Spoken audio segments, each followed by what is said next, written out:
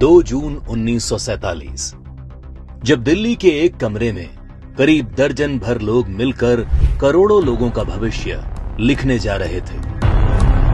करीब 1.5 दशक से मुस्लिम लीग जिस पाकिस्तान की रट लगा रही थी, वो आज कागजों में उनके सामने सच होने जा रहा था। सिर्फ 2 हफ्तों में भारत के खंडित होने की योजना पर मोहर लग गई। भगवान राम के बेटे लव का बसाया लाहौर, ढाकेश्वरी माता का तीर्थ ढाका, गुरु नानक देव जी का जन्म स्थान ननकाना अब 2 टुकड़ों में बंटने जा रहा था।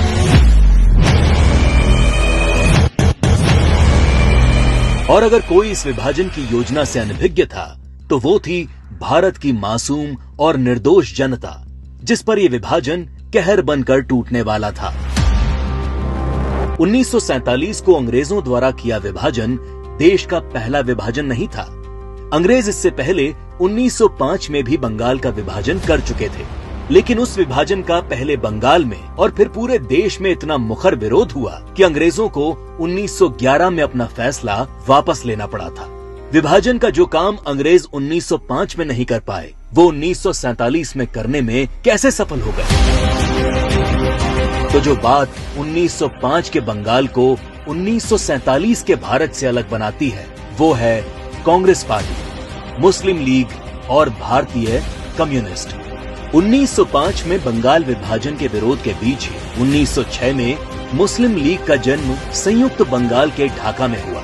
बंग भंग आंदोलन के बाद जन्मी मुस्लिम लीग ने 1909 में मार्ले मिंटो सुधार के नाम पर पृथक निर्वाचन प्रणाली मांग से शुरू करके अगले 30 साल में अलग इस्लामिक राष्ट्र पाकिस्तान के नाम पर भारत को मजहब के नाम पर बांट कर रख दिया।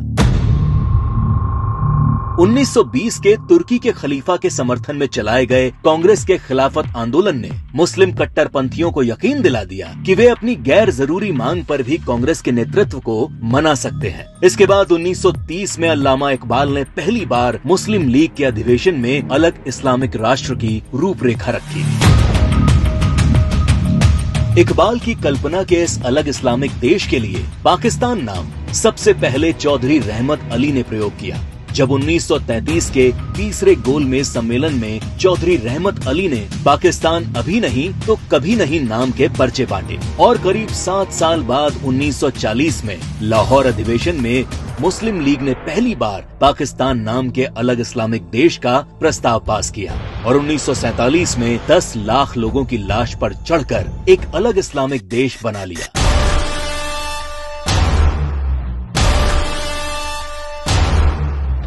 और जिस भारत ने 1905 में बंगाल का विभाजन नहीं होने दिया, वो भारत 1947 में भारत विभाजन नहीं रोक पाया, क्योंकि कांग्रेस के जिन नेताओं पर लीग के सामने खड़े होने की जिम्मेदारी थी, उन्होंने अंत समय में बिना भारत के लोगों को विश्वास में लिए विभाजन का प्रस्ताव स्वीकार कर लिया।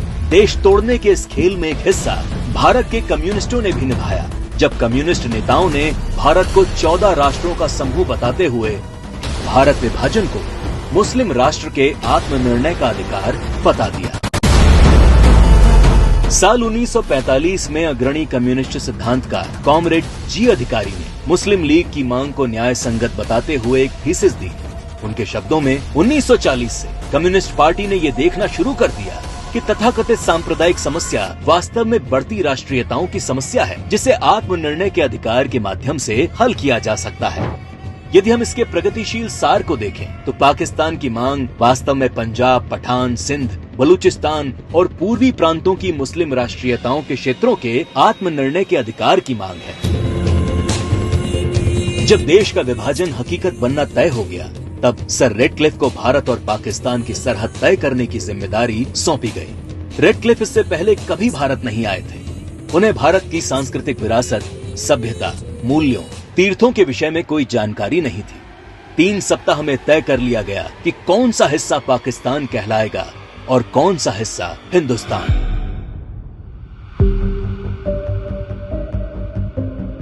सदियों से एक जैसे इतिहास, भाषा, बोली, खान पान लिए रह रहे लोग, गांव और शहर रातों रात 2 देश बन गए। करीब 1.5 करोड़ लोग रातों रात बेघर हो गए और करीब 10 लाख से अधिक लोग इस विभाजन के नाम पर काल के गाल में समा गए। ये विभाजन जिसने आगे चलकर पूर्वी पाकिस्तान में एक नए नरसंहार को जन्म दिया। शहर के शहर रातों रात खंडर में बदल गए। शहर दर शहर दंगे और आगजनी शुरू हो गई। वो लोग जो हवेलियों में रहते थे वो अब रातों रात रिफ्यूजी बन चुके थे।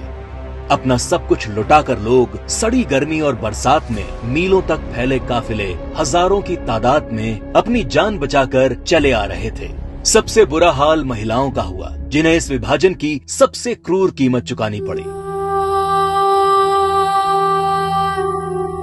सैकड़ों महिलाओं का अपहरण और बलात्कार किया गया।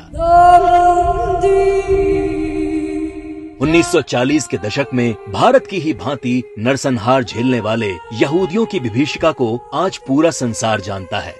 27 जनवरी को आज पूरा विश्व होलोकास्ट दिवस के तौर पर मनाता है। लेकिन इस विभाजन की कभी न भूली जा सकने वाली त्रासदी को भारत की ही पूर्व की सरकारों ने कभी याद करने की कोशिश नहीं की।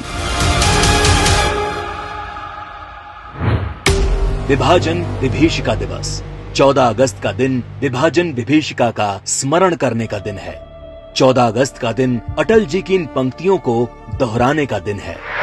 दिन दूर नहीं, खंडित भारत को पुनः अखंड बनाएंगे। गिलगित से गारो पर्वत तक आजादी पर्व मनाएंगे। उस स्वर्ण दिवस के लिए आज से कमर कसें, बलिदान करें।